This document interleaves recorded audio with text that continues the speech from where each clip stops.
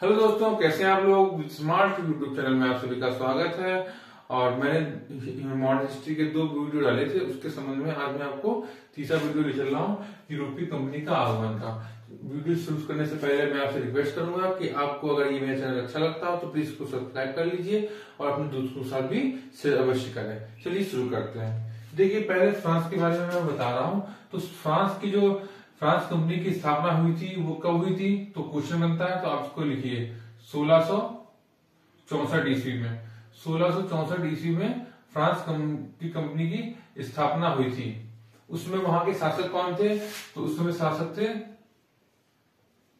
Louis 14वां। अब question बनेगा कि उसके 4 साल बाद क्वेश्चन बनेगा कि फ्रांसीसी कंपनी फैक्ट्री की स्थापना भारत में कब हुई और कहां हुई। तो 1668 में हुई। कहां हुई? सूरत में। जो फैक्ट्री खुली थी पहली, फ्रांसीसियों की जो पहली फैक्ट्री खुली थी वो 1668 ईस्वी में खुली थी। वो कहां खुली थी? सूरत में। और दूसरी फैक्ट्री खुली थी वो कहां खुली थी? 1659 ईस्वी में। कहां खुली थी?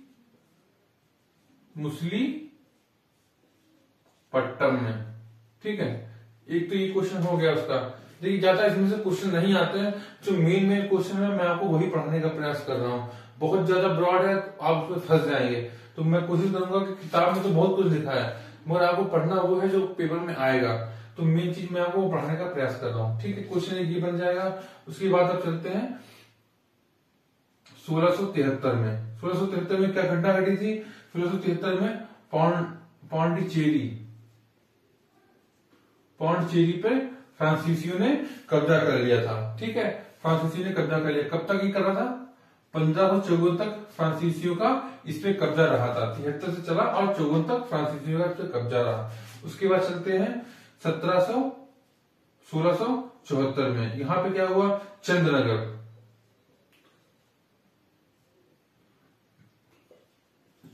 पर फ्रांसीसियों का कब्जा हो गया था। ठीक है, 1673 में पौंडीचेरी पे, 1673 में पौंडीचेरी पे और 1674 में चंद्रनगर पे कब्जा कर लिया गया था। उसके बाद अब आती है, अब युद्ध होता है किसका? आमने सामने होता है अंग्रेज और फ्रांसीसियों के बीच में युद्ध होते हैं। उन 3 युद्धों को इतिहास में कहा जाता है कर्नाटक के युद्ध। तो मैं कर्नाटक के युद्ध के बारे में मैं आपको एक चार्ट के माध्यम से बना के जल्दी से बता देता हूं। इसी से क्वेश्चन बनते हैं और बिल्कुल भी क्लियर तरीके से। देखिए, पढ़ने का तरीका यह है कि हम लोग शुरुआत में भी पढ़ते थे जब छोटे थे, एक टेबल की तरीके से हम लोग उसको सजा लेंगे ताकि हमें वो याद करने में आसानी रहेगी। देखिए किस तरीके से बनाते हैं। देखिए, कर्नाटक के युद्ध कितने में? 3 हुए। तो इसको लिख देंगे जल्दी से। प्रथम, द्वितीय और तृतीय। ठीक है, ये तो याद हो गया। उसके बाद हम क्या लिखेंगे? सन, कब कब हुए। ठीक है, तो पहला कर्नाटक युद्ध हुआ 1746 से 1748 के बीच में। पहला कर्नाटक युद्ध कब हुआ? 1746 से 1748 में। फिर कब दूसरा युद्ध कब हुआ? 1749 से 1754 को। ठीक है, यानी कि 1 वर्ष बाद। तीसरा कर्नाटक युद्ध कब हुआ? तीसरा कर्नाटक युद्ध हुआ 1756 से 2 साल बाद। थोड़ा सा गैप भी ध्यान रखें, पहला 1 साल बाद, दूसरा 2 साल बाद, 1754 से 1763 में। ठीक है, ये याद हो गया। अब पूछते हैं इसका कारण क्या था। पहला क्या था? ऑस्ट्रिया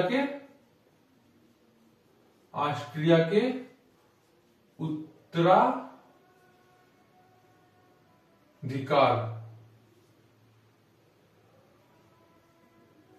के कारण। ठीक है, पहला युद्ध कब, जो कर्नाटक का प्रथम युद्ध हुआ था उसका कारण क्या था? ऑस्ट्रिया के उत्तराधिकार के कारण। ठीक है, तीसरा पे आते हैं। तीसरा है दूसरे युद्ध के कारण क्या था?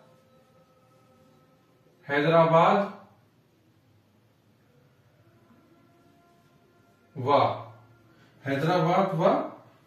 कर्नाटक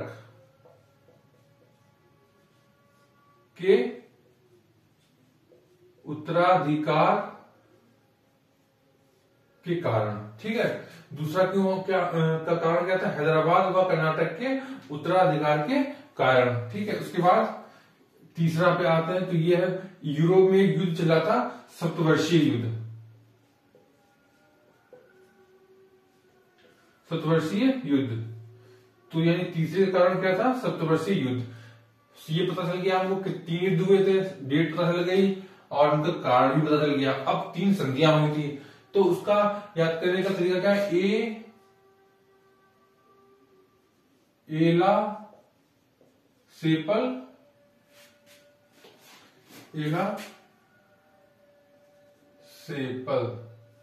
की संधि। ठीक है, एला सेपल की संधि। उसके बाद दूसरा उसका होता है पौंडचेरी की संधि। पहला युद्ध कब समाप्त हुआ? एला सेपल की संधि के कारण। कब समाप्त हुआ?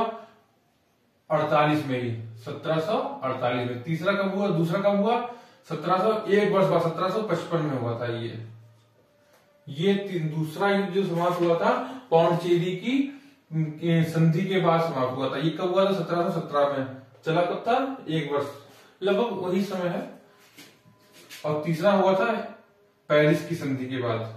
पेरिस की संधि से ये समाप्त हो गया था, ये 1763 में।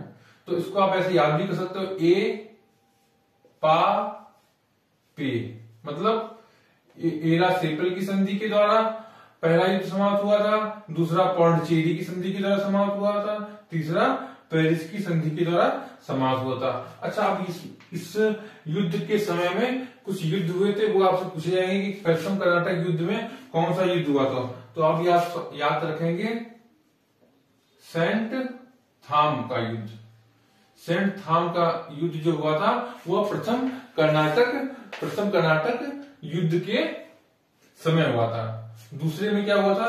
दूसरे में हुआ था अंबूर का युद्ध। अंबूर का युद्ध। और तीसरे में सबसे मोस्ट इंपॉर्टेंट क्वेश्चन ये है, तीसरे कर्नाटक युद्ध के समय हुआ था वांडी वास्का युद्ध।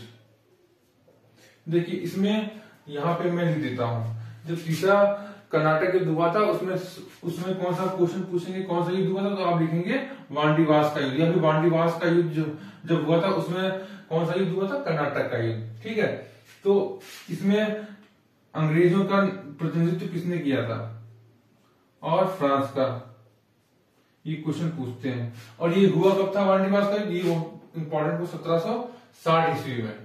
1760 ईस्वी में अंग्रेजों का प्रतिनिधित्व किसने किया था? सर आयर क्रूट।